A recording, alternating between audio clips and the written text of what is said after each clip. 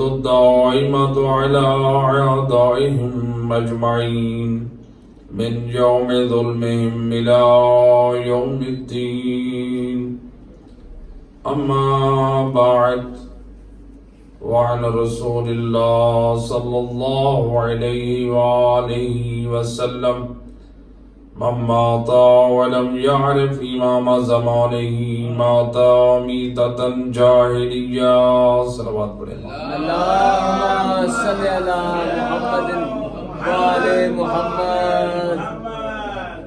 سامعین محترم، رسول اللہ کی جس روایت کو سرنامہ کلام قرار دیا ہے، ہمارے ان 4 دنوں میں موضوع سخن یہ روایت رہے گی جس کے ضمن میں ہمارا موضوع رہے گا انتظار امام زمان علیہ الصلوۃ والسلام اور ہم. اللہم صل علی محمد وآل محمد. آج کا دن یوم جمعہ جو منسوب ہے وقت کے امام سے، کہ جیسا کہ جمعہ کے دن ویسے تو ہر روز کی زیارات جو ہے نقل ہیں وفاتی الجنان میں یا دیگر اعمال کی کتابوں میں، تو ہر روز کی زیارات ہر دن جو ہے کسی نہ کسی امام معصوم سے منسوب ہے. تو جمعہ کا جو دن ہے مخصوص اور منسوب ہے ہمارے وقت کے امام کے ساتھ، اور خوش نصیب ہے وہ مومن جو اپنے دن کا آغاز ائمہ ہدا کی سلامتی کے ساتھ کرے. صلوات پڑھیں محمد و اہل بیت ذات پر. اللہم صل علی محمد وآل محمد. مقصد ان کی زیارتوں کا یا امام زمان علیہ الصلوۃ والسلام کی غیبت میں جو دعائیں ہیں، مقصد یہ ہے کہ زمانہ غیبت میں مومن اپنے وقت کے امام سے جڑا رہے، اپنے وقت کے امام کے ساتھ رابطے میں رہے. اگر ہمارا کوئی دوست ہو، ہمارا کوئی چاہنے والا ہو، ہمارا عزیز ہو، ہمارا بھائی ہو، ہماری اولاد ہو، کوئی بھی ہو، اگر وہ ہم سے رابطے میں نہیں ہے یا ہم اس سے رابطے میں نہیں ہیں، تو جب کبھی ٹکراؤ اور ملاقات ہوگی تو یہی شکوہ ہوگا تو آپ ہمیں بھول گئے ہیں. کہیں ایسا نہ ہو کہ غیبت امام میں ہم بھی امام کو بھول جائیں اور وقت کے امام سے ہمارا کوئی رابطہ نہ ہو، نہ کبھی امام کی خدمت میں سلام پیش کریں، نہ کبھی امام علیہ الصلوۃ والسلام کی یاد میں کوئی دعا بیٹھ کر پڑھیں، نہ کوئی امام زمان علیہ الصلوۃ والسلام کی سلامتی کے لیے وہ دعا ہے وہ پڑھیں، یا دیگر اعمال جو علماء نے بیان کیے ہیں. حتیٰ کہ امام کی یاد کو تازہ کرنے کے لیے کتنے اعمال علماء نے بیان کیے ہیں کہ آپ حتیٰ کہ صدقہ سلامتی امام زمانہ علیہ الصلوۃ والسلام کے لیے، یا دیگر اعمال جیسے حج بیت اللہ پر آپ گئے عمرہ کریں، یا ائمہ ہدا کی طرف سے امام کی نیابت میں آپ زیارت کریں. ان کو ہمارے عمل کی ضرورت نہیں ہے. ہم خطا کار، ہم گناہ گار، بھلا کیا قابلیت رکھتے ہیں کہ ہم جیسے سیاہکار انسان کوئی عمل صالح بھی انجام دے کر ان کی بارگاہ میں کہیں کہ یہ آپ کے لائق ہے؟ نہیں، بلکہ ہمارا تو یہ ایمان ہے کہ 2 چیزیں ہمارے دامن میں ہونے چاہیے، ایک اللہ کی رحمت و بخشش، اور دوسرا اہل بیت کی شفاعت کی امید. تو اس کے سائے میں انسان کو چاہیے اعمال صالح انجام دیتا رہے. اگر کوتاہی ہو تو پھر اپنے پروردگار سے امید رکھے بخشش کی اور اہل بیت کی شفاعت کی. تو لہذا اب ائمہ ہدا علیہ الصلوۃ والسلام کی طرف سے کسی عمل کو انجام دینا یا ان کی خدمت میں ہدیہ بھیجنا، اصل میں یہ مقصد ہے کہ کسی بہانے سے اپنے امام سے جڑے رہے. مقصد یہ ہوتا ہے کہ اپنے امام سے ہمارے تعلق رہے، تو ورنہ وہ تو ایسے ہیں کہ جن کے کسی عمل کی برابری بھی دنیا جمع ہو جائے تو ان کے کسی عمل کی برابری نہیں انجام دے سکتی جس طرح وہ خالص وہ عمل انجام دیتے ہیں۔ صلوات پڑھیں محمد و اہل بیت ذات پر۔ اللہ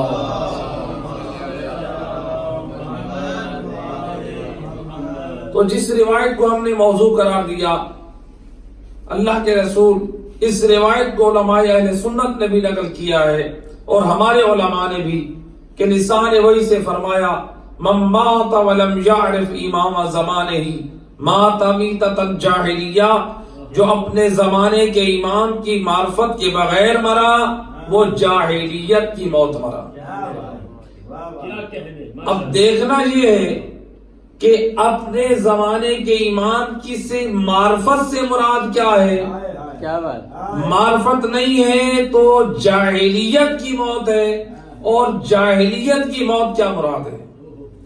تو ہمارے پاس ایک روایت ہے جسے علامہ مجلسی نے اور دیگر علماء نے نقل کیا ہے کہ اللہ کے رسول ایک دن اپنے اصحاب سے فرماتے ہیں کیا وجہ ہے دین مبین کے لیے جتنی کوشش کی جا رہی ہے، یعنی مختلف علاقوں میں اصحاب کو، لوگوں کو ترویج دین، تعلیمات دین کے لیے بھیجا جا رہا ہے، یا مثلا دین کی تعلیم و ترویج کے لیے جو دولت صرف ہو رہی ہے، رسول اللہ فرماتے ہیں وہ نتیجہ سامنے نہیں آ رہا، یعنی اصحاب بھی زحمت کر رہے ہیں، مال بھی تعلیمات اسلام پہ صرف ہو رہا ہے، لیکن لوگ اس طرح سے اسلام کو ایکسپٹ نہیں کر رہے جس قدر اسلام کی تعلیمات زیادہ ہو رہی ہیں۔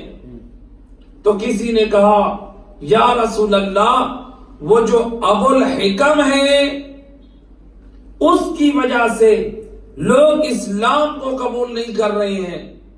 ابو الحکم کون؟ ابو الحکم کہا کہ لوگ کہتے ہیں جو غربا ہیں، جو جہلا ہیں، جاہل اور نادان ہیں، وہ کہتے ہیں جب یہ عرب کا پڑھا لکھا ابو الحکم جب وہ اسلام کو قبول کرنے کے لیے تیار نہیں ہے تو ہم جیسے نادان، جاہل، ان پڑھ لوگ کیسے اسلام کو قبول کر لیں؟ اب یہ ابو الحکم کون تھا؟ تاریخ کہتی ہے یہ عرب کا وہ شخص تھا۔ ابو الحکم کہتے ہیں حکمتوں کا باپ، یعنی اس زمانے میں جو بہت پڑھا لکھا ہوتا اس کو ابو الحکم کے لقب سے نوازا جاتا۔ جیسے آج کے دور میں کسی کو ہم کہتے ہیں بھئی اس نے ماسٹر کیا ہوا ہے، یا کسی کے بارے میں کہتے ہیں بھئی اس نے پی ایچ ڈی کی ہوئی ہے، تو مختلف صلوات پڑھ دے محمد و اہل بیت ذات بارے دیگر بآواز بلند صلوات۔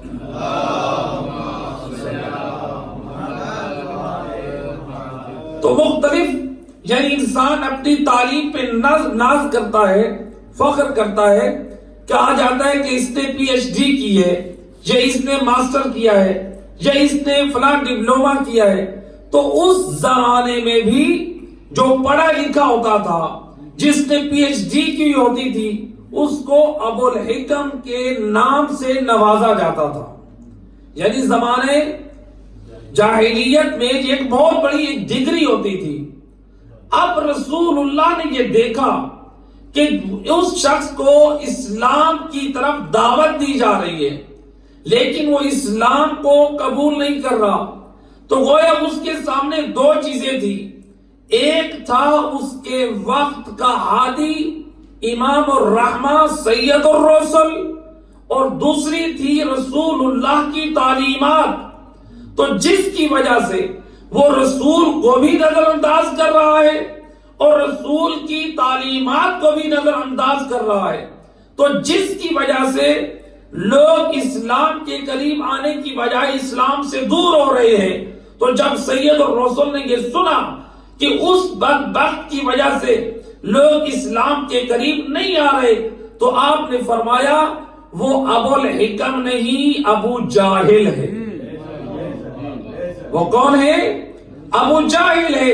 یعنی زبان محمد سے یہ جملہ نکلنا تھا یا قیامت تک کے لیے اس لقب سے نوازا گیا. گویا رسول نے ایک اپنا خزانہ رسالت سے نمونہ دے کر سمجھا دیا. جو اپنے زمانے میں جتنا بڑا بھی پڑھا لکھا ہو، جتنی بڑی بھی ڈگریاں رکھنے والا ہو، لیکن اپنے وقت کے امام کی معرفت نہیں رکھتا، اس کی تعلیمات کو قبول نہیں کرتا، وہ سب کچھ تو ہو سکتا ہے، مجھ محمد کی نگاہ میں وہ ابو جاہل ہے.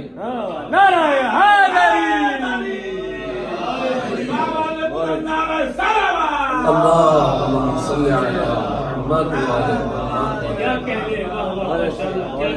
تو لہذا معیار فقط تعلیم نہیں ہے، معیار ہے اپنے وقت کے امام کی معرفت ہو، معرفت ہو. معرفت جب یعنی کیا مطلب؟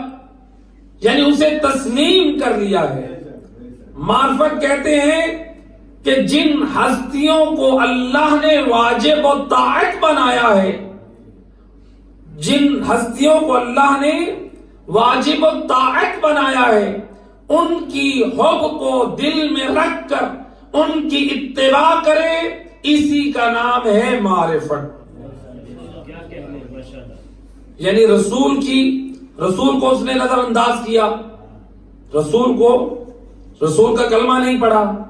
جب رسول کا کلمہ نہیں پڑھا تو اب رسول کی تعلیمات کو کیسے قبول کرے؟ تو رسول کے کلمہ پڑھنے کے بعد ذمہ داری یہ ہے فقط زبان پر محمد اور رسول اللہ نہ ہو، یعنی رسول خدا مانا ہے تو رسول کی تعلیمات بھی ماننی پڑے گی. جب تعلیمات رسول مانیں گے تو مانے محمد اور رسول اللہ ادا ہو جائے گا. یہ فقط زبان پر، جو ہماری زبان پر محمد اور رسول اللہ نہیں. تو لہذا وقت کے امام کی معرفت بھی ضروری ہے. معرفت ایسی نہ ہو جیسے ہماری معرفت ہوتی ہے. ہم ایک شناختی کارڈ کے اوپر ہماری جو معرفت اور پہچان ہے، یہ پہچان نجات کا ذریعہ نہیں ہے.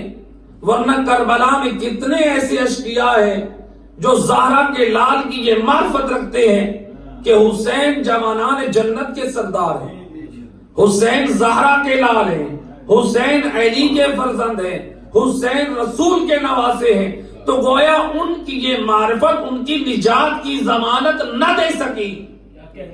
تو اس کا مطلب ہے یہ معرفت کا، اگرچہ یہ معرفت بھی ضروری ہے، یہ معرفت بھی ہونی چاہیے، لیکن یہ معرفت اس معرفت کے لیے جو اللہ اور دین کے قریب کرے، یہ معرفت اس کے لیے مقدمہ بنتی ہے. ایک صلوات پڑھ دے محمد اور اہل بیت کا.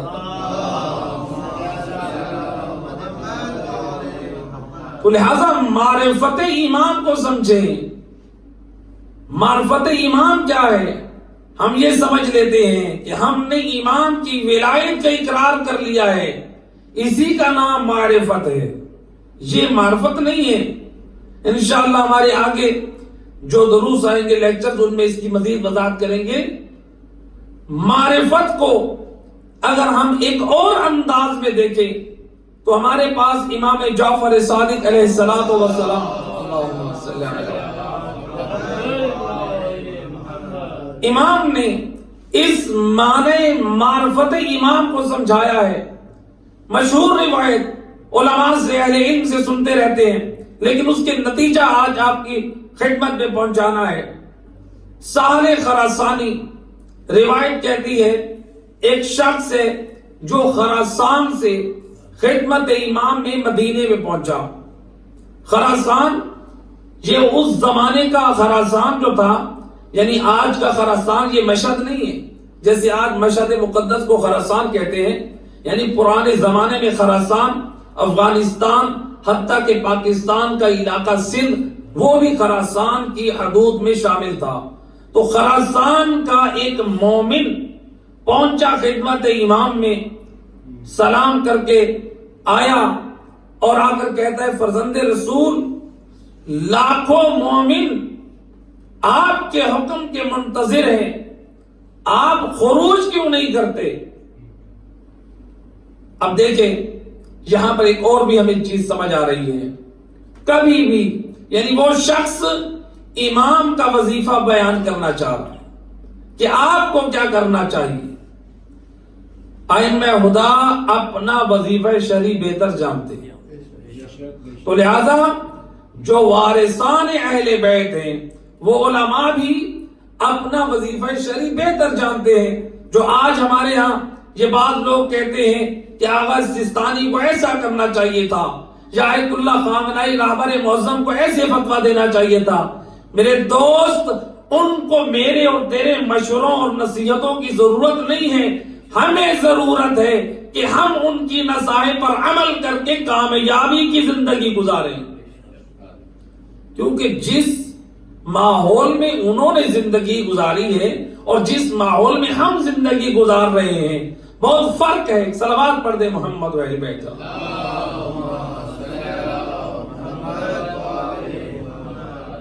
امام علیہ السلام نے اپنی ایک کنیز سے کہا کہ تنور روشن کرو، کنیز نے تنور روشن کیا، امام نے کہا کہ اے سہل خراسانی جاؤ اس تنور میں جا کے بیٹھ جاؤ۔ اب اس نے جملہ کہا تھا کہ لوگ آپ کے منتظر ہیں اور آپ خروج نہیں کر رہے، لیکن امام نے تنور روشن کرا کے جب اسے بٹھانے کے لیے کہا، یہ سمجھا کہ امام علیہ السلام یعنی مجھ سے شاید یہ انتقاماً ایسا کر رہے ہیں۔ کہنے لگا فرزند رسول مجھے عذاب کیوں دیتے ہیں، مجھے معاف کر دیجئے جو میں نے آپ کے حق میں بات کی ہے۔ یعنی گویا امام کو یہ کہنا چاہ رہا ہے فرزند رسول میرا تنور میں بٹھانے سے، میرے جلانے سے دین کو کیا فائدہ ہوگا، اسلام کو کیا فائدہ ہوگا، آپ کو کیا فائدہ پہنچے گا؟ تو امام علیہ السلام نے جب دیکھا کہ اس کی کس قدر معرفت ایمان ہے، کس قدر معرفت دین ہے، امام نے کہا بیٹھ جا، تجھے معاف کیا۔ جب یہ بیٹھا تو اسی اثنا میں ایک اور شخص وارد ہوا خدمت امام میں، جس کا نام تھا ہارون مکی، جس کے ہاتھ میں ایک انگلی میں اپنا نالین ہے، جوتا لٹکایا ہوا ہے، خدمت امام میں آ کر کہتا ہے السلام علیکہ یابن رسول اللہ، امام کی خدمت میں سلام کرتا ہے۔ مجھے تاریخ میں روایت میں یہ نہیں ملا کہ امام نے جواب دیا ہو، بلکہ اس کے سلام کے بعد امام نے فوراً کہا اے ہارون مکی اپنا جوتا پھینک کر جلتے ہوئے تنور میں بیٹھ جاؤ۔ یہ دیکھیے یہ امام عملی طور پر معرفت امام کو سمجھانا چاہتے ہیں کہ معرفت امام کا حقیقی مفہوم کیا ہے۔ جو ہم نے معرفت امام سمجھ رکھی ہے وہ ہے، یا جو سادے کے آل محمد سمجھانا چاہ رہے ہیں وہ مفہوم ہے۔ امام علیہ السلام نے کہا اور وہ مرد مومن جا کر بیٹھ گیا، تنور کا ڈھکنا جو ہے وہ رکھ دیا گیا۔ اب روایت کہتی ہے امام علیہ السلام اس سہل خراسانی کی طرف متوجہ ہوئے، اس سے خراسان کی مارکیٹوں، دکانوں، لوگوں کے بارے میں ایسے بات کرنے لگے جیسے امام خراسان کے باشندہ ہو، یعنی اس طرح سے امام کو آگاہی تھی۔ تو بہرحال امام وہاں کے حالات سے معلومات لینا چاہ رہے ہیں۔ اب وہ ایک مرتبہ حیران پریشان، وہ مرد مومن آگ کے تنور میں جل رہا ہے اور امام خراسان کی مارکیٹوں اور دکان اور لوگوں کے بارے میں مجھ سے محو گفتگو ہیں۔ تو ایک مرتبہ جب امام نے بھی یہ دیکھا کہ یہ کس قدر بے قرار اور بے چین ہے، امام نے کہا جاؤ اے سہل خراسانی تنور کا یعنی ڈھکنا اٹھا کر اسے دیکھو۔ اب سہل خراسانی نے جب تنور کا ڈھکنا ہٹایا تو کیا دیکھا کہ وہ 4 زانو جلتے ہوئے تنور میں آگ روشن ہے، بڑا مطمئن ہو کے بیٹھا ہے۔ آج تک ابراہیم نبی کا معجزہ کانوں سے سنتا آیا تھا، لیکن آج فخر ابراہیم کا معجزہ اپنی آنکھوں سے دیکھا۔ صلوات پڑھ دے محمد۔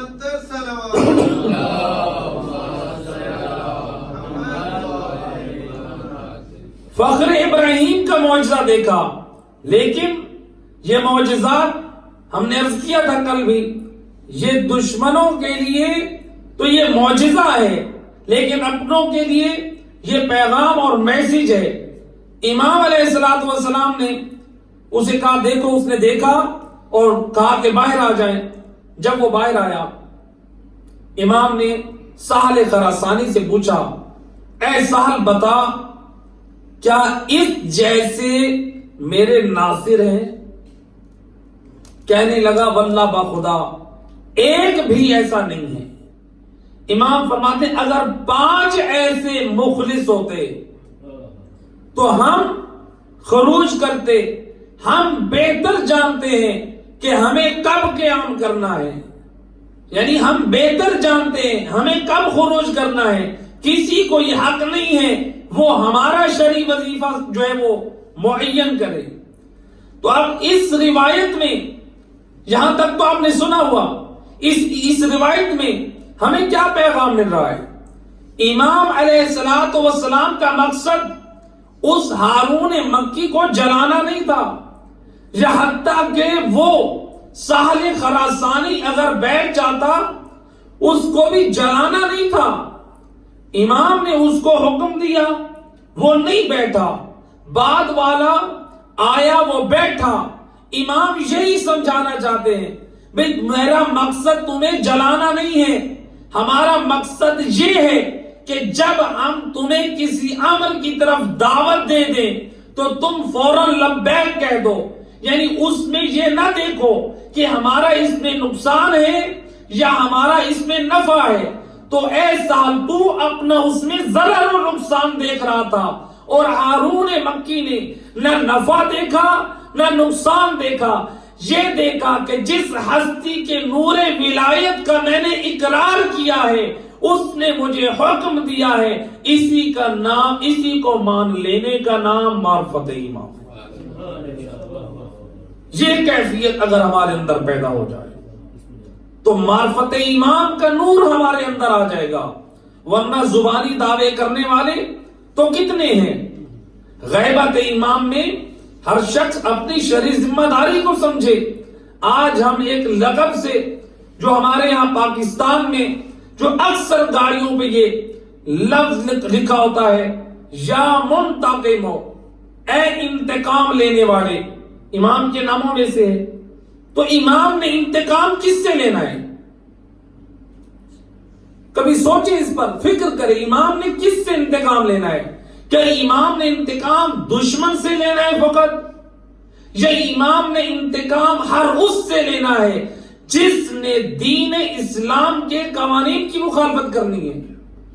کیونکہ امام نے نفاذ شریعت محمدی کو قائم کرنا ہے، شریعت محمد کے احکام کو نافذ کرنا ہے۔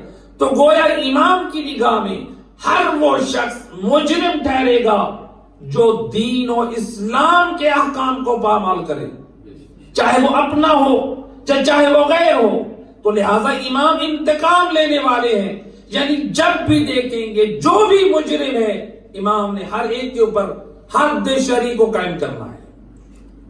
وہ امام کی نگاہ میں مجرم ہے، تو کہیں ایسا نہ ہو ہم امام کو بلائیں تو صحیح، اے فرزند رسول ظہور فرمائیے، کہیں ایسا نہ ہو ہمارا امام کو بلانا، امام کا وجود تو باعث رحمت ہے، لیکن امام جو منتقم ہے ہم بھی اس میں آ جائیں کہ امام زمان کی تلوار ہم پہ چلے، کیونکہ امام نے حکومت اسلامی کا قیام کرنا ہے۔ ہر شخص یہ دیکھے اس امام کے لقب کی روشنی میں کیا مجھ سے کوئی ایسے امور تو سرزد نہیں ہو رہے کہ زمانے کے امام کی نگاہ میں مجرم ٹھہروں؟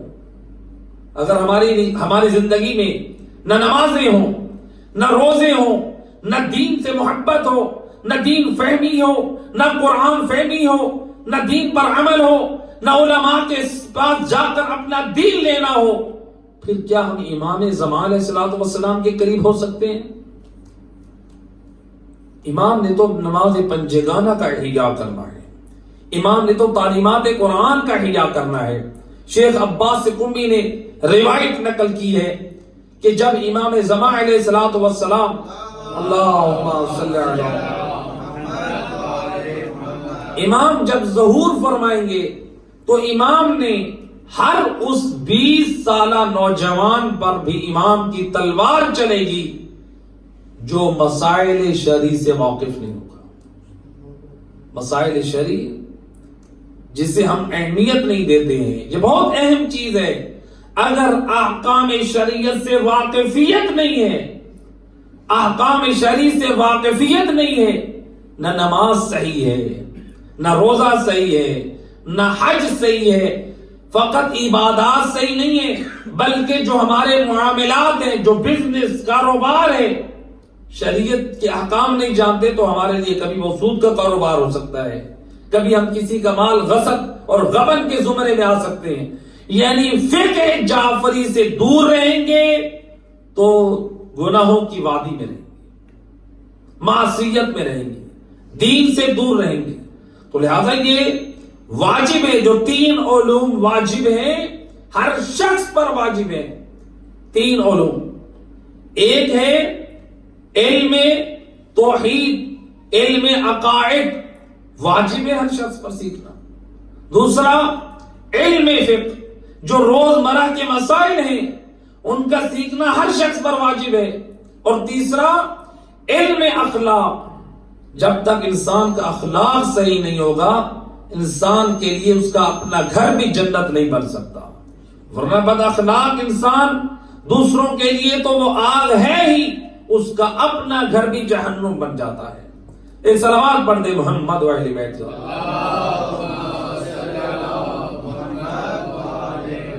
لہذا دین پر عمل کرنے کا نام ہے معرفت امام۔ ورنہ کربلا میں بھی کتنے ایسے افراد تھے جو یہ تو جانتے تھے یہ نواز رسول ہے، لیکن وہ امام حق کی امامت کو نہ تسلیم کر رہے تھے، نہ امام کی تعلیمات کو قبول کر رہے تھے۔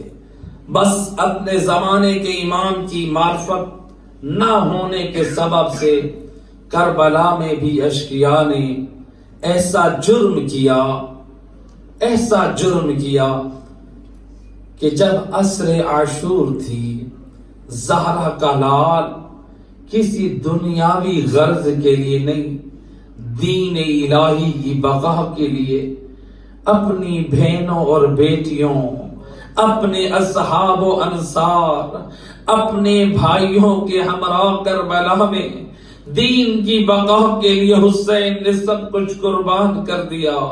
لیکن روایت کہتی ہے ایک وقت ایسا آیا کہ ظالموں کی طرف سے تیروں کی اتنی بارش ہوئی کہ امام کے جسد پر اتنے تیر پیوست ہوئے جیسے ایک لکڑی خاردار پر کانٹے نظر آتے ہیں۔ یہ حالت تھی میرے امام کی، اجرکم علی اللہ زادارو۔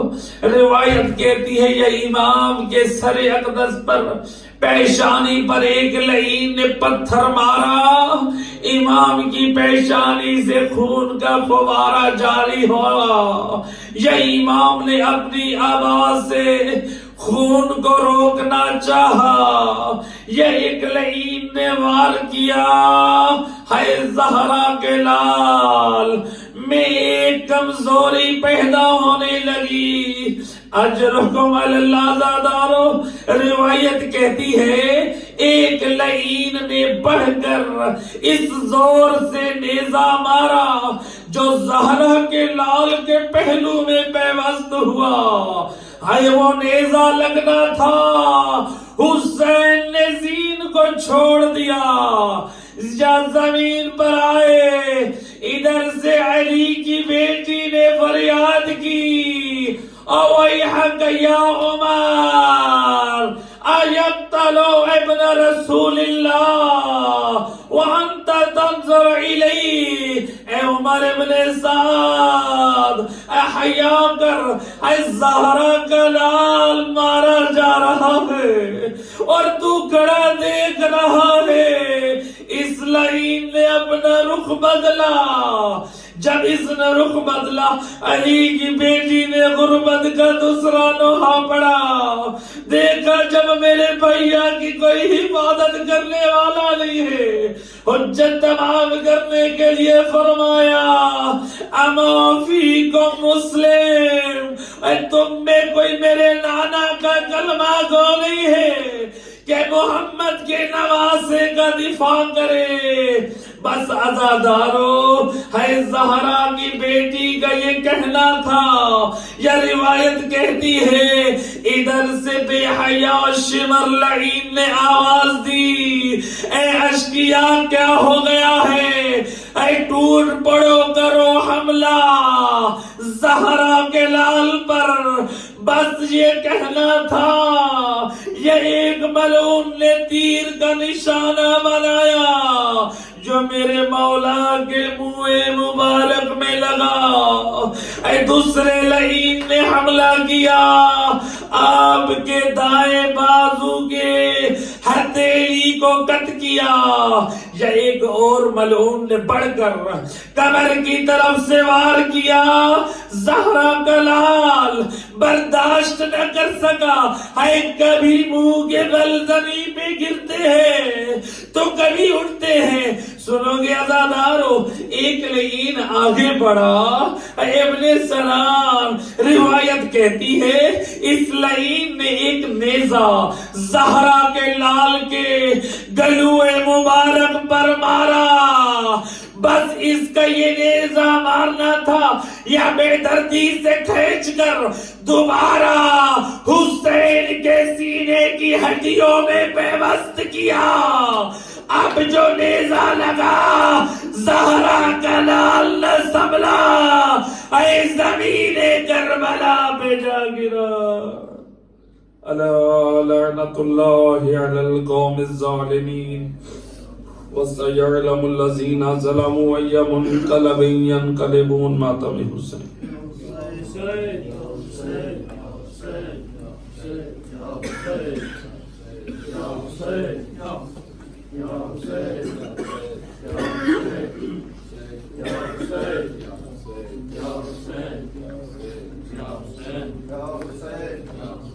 یا حسین